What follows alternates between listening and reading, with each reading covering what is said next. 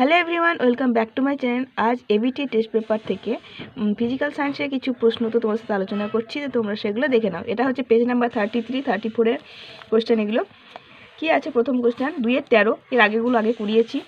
জলে দ্রবীভূত হয় এমন একটি সমযোজী যৌগের উদাহরণ দাও। এটা হচ্ছে উদাহরণ বলতে গেলে HCl, হাইড্রোক্লোরিক অ্যাসিড। ঠিক আছে, এটা একটা সমযোজী যৌগ হওয়া সত্ত্বেও কিন্তু জলে দ্রবীভূত হয়।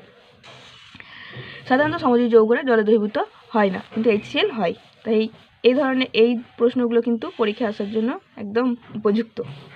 নেক্সট হচ্ছে 2-14, তড়িৎ বিশ্লেষণের সময় কোন শক্তি রাসায়নিক বিক্রিয়া ঘটানোর জন্য দায়ী? এটা হচ্ছে তড়িৎ শক্তি, কারণ তড়িৎ শক্তির প্রভাবেই রাসায়নিক বিক্রিয়াটা ঘটে, অর্থাৎ রাসায়নিক শক্তিতে পরিবর্তিত হয়। তাই এখানে উত্তর হয়ে যাবে তড়িৎ শক্তি। নেক্সট আছে 2-15, জলের তড়িৎ বিশ্লেষণে ক্যাথোডে উৎপন্ন হয় কোন গ্যাস যার মধ্যে জ্বলন্ত পাটকাঠি ধরলে কাঠি নিভে গিয়ে গ্যাসটি নীল শিখায় জ্বলে? এখানে উত্তর হবে হাইড্রোজেন। এটা অক্সিজেন নয়, হাইড্রোজেন গ্যাস। হাইড্রোজেন গ্যাস উৎপন্ন হয় ক্যাথোডে। আর অ্যানোডে যদি বলা হয়, অ্যানোডে উৎপন্ন হয় O2। ওকে, যেহেতু হাইড্রোজেন গ্যাস নিজে জ্বলে, তাই নিজে জ্বলে কি পাটকাঠিটা নিভে গেছে, কিন্তু গ্যাসটি নীল শিখায় জ্বলেছে। আর যদি এটা অক্সিজেন হতো তাহলে পরে কিন্তু কাঠিটা আরও তীব্রভাবে জ্বলতো। তো ক্যাথোডে উৎপন্ন হচ্ছে হাইড্রোজেন গ্যাস। নেক্সট আছে 2-16, এটাতে একটা ম্যাচিং দেওয়া আছে A আর B এর সঙ্গে। তো এখানে দেখো থার্মিক পদ্ধতি এগুলোর মধ্যে হবে। থার্মিক পদ্ধতিতে কি করা হয়? লোহার নিষ্কাশন করা হয় অক্সাইড থেকে লোহাকে নিষ্কাশন করা হয় থার্মিক পদ্ধতিতে।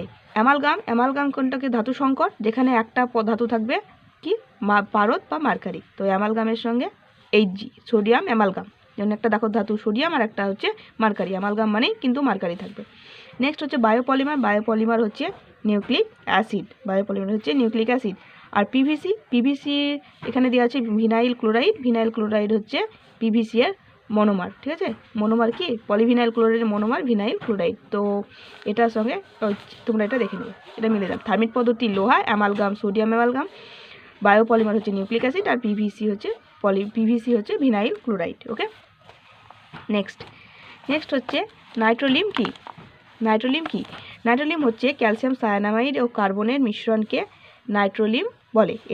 এটি জমিতে সার হিসেবে ব্যবহার করা হয়। ঠিক আছে, নাইট্রোলিম এটা হচ্ছে সংকেত হচ্ছে CaNCN প্লাস কার্বন। এই যে ক্যালসিয়াম সায়ানামাইড ও কার্বনের মিশ্রণ, এই টোটালটাকে বলা হবে কি? নাইট্রোলিম। এটা জমিতে সার হিসেবে ব্যবহার করা হয়। এটা একটা ধূসর বর্ণের মিশ্রণ বা ধূসর বাদামি বর্ণের মিশ্রণ। এই ইকুয়েশনটা বা এই রাসায়নিক বিক্রিয়াটা তোমরা বই থেকে দেখে নেবে, এটা কিন্তু খুবই ইম্পর্টেন্ট।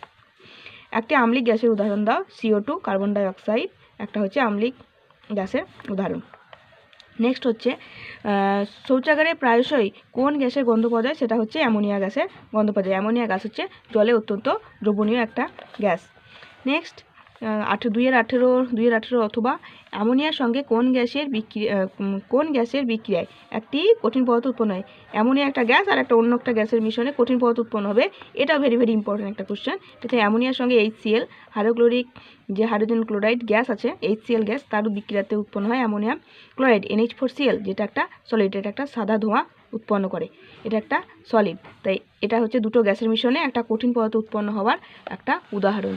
তো আজকে এই কয়েকটা প্রশ্ন উত্তর আলোচনা করলাম। দেখা হবে নেক্সট ক্লাসে। ততক্ষণের জন্য তোমরা ভালো থেকো, সুস্থ থেকো। Thanks for watching.